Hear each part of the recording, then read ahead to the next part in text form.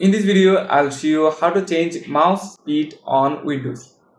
So just click on the desktop and click on personalize. Then from here, you have to click on change mouse pointers. Click here.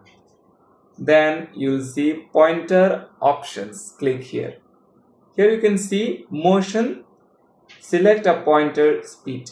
You can either make it slow or fast. So you can do it and your mouse speed will be changed. I just increased the speed and just click on apply.